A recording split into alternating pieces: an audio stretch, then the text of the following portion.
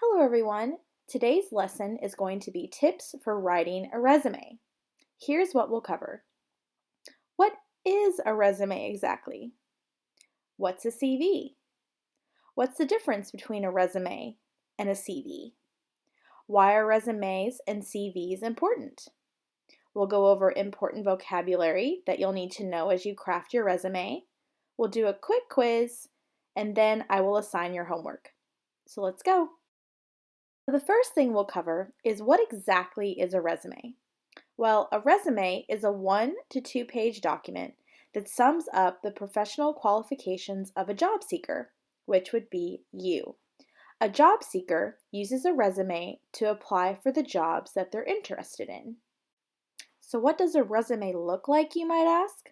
Well, here's a template. To the right, you can see an image of what a typical resume template looks like. The layout begins with your name, which is usually in a larger sized font than the rest of your document. Under that, you'll include your professional title, your contact information, such as your address, and the phone number and professional email that you can be reached at. The rest of your document will include your summary, your work history, your education, your work skills, and the awards that you've earned, as well as any hobbies or interests you have. We'll go through and talk about what each of these are later in the lesson. So what exactly should you include on your resume? You may have a lot of accomplishments and a lot of skills and talents, but there are actually only a handful of things that are appropriate to include on your resume. Here they are. Full name, your job title, or the name of your job, of the position you're applying for. Contact information, your resume summary or job goal objective, your work experience, your education, any relevant skills, which we'll talk about this later on, languages and proficiency, and relevant certifications or awards that you may have won for your previous work. Okay, so we've touched very briefly on what a resume is and what should be included on it. Did you know that a resume can also be known as a CV or a curriculum vitae? In Latin, it's known as course of life. Now don't get too confused. It's actually not as difficult as it seems. This document is simply longer than a resume, and the layout is a little bit different. So what should you include on your CV that you may not include on your resume? There are some similarities, and there are some differences. So here's what you should include in a CV. Publications you've written or contributed to, conferences you've attended, research you're interested in, any academic positions you've held, non-academic work history and experience, honors, awards, and certifications you've earned in previous jobs or at the institutions that you've attended, grants you've received, professional affiliations such as any societies that you are in, and your references. Now I know this seems like a lot, but we're going to talk about what each of these things are later on in the lesson. So let's move on. So we've talked a little bit about what to include on a resume as well as what to include on a CV. Here I have included an image of both side by side so that you can see a little bit of the similarities and the differences between the two documents. Now depending on what kind of job you are applying for, one might be better than the other, but there is no right or wrong answer. The easiest way to determine if you should use a CV or a resume is to look at examples of resumes and CVs that have been created by other people in your industry.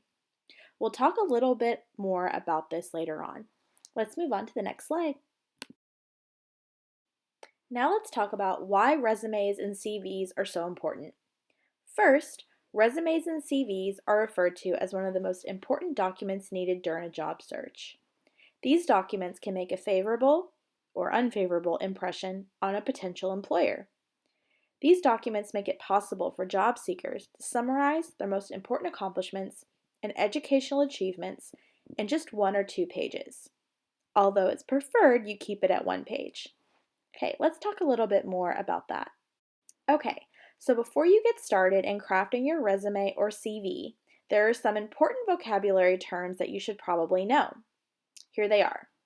References, resume, CV, skills, experience, extracurricular activities, summary or overview, job description, career objective, certificate, and formal training. I would suggest you familiarize yourself with these words before you begin making your document. Okay, let's move on. In addition to the vocabulary words mentioned in the previous slide, there are also some important describing words and action verbs that you should know so that you can use them on a resume. These words describe your skills and present and past job responsibilities you may have had. Here are some examples. Result-oriented. Example, I am a result-oriented worker. Number 2, hardworking. I am a hardworking person and always submit my work. Number 3, redesigned. Example, I redesigned a company website. Launched. Example, I launched a new startup company for women's shoes. Modernized. Example, I modernized my company's IT system. Valuable.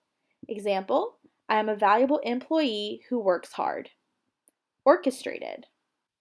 Orchestrated. Example, I orchestrated a change in how we collaborate with business partners. Created. Example, I created a new machine for making better shoes. Managed. I managed a department of 7 people. And lastly, led. Example, I led an international project. Let's move on.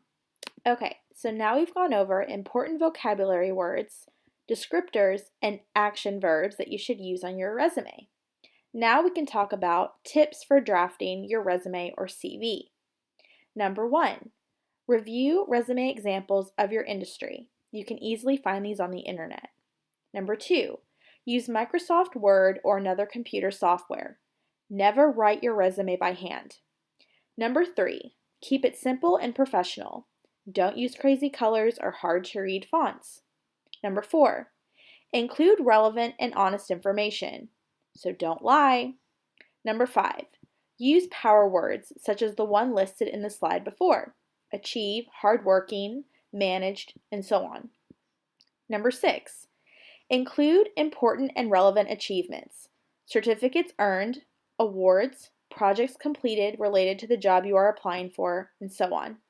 Number 7, proofread and edit your resume before sending it. Have a friend or professional edit and look over for spelling errors. Okay, now it's time for a quick quiz. I want you to complete this on your own in your free time, but I will go through and read each question as well as the possible answers. Number 1, a reference is which of the following? The skills you have, or B, a person who would recommend you for a job. Number 2, which document should you include conferences you have attended? A resume, or B, a CV.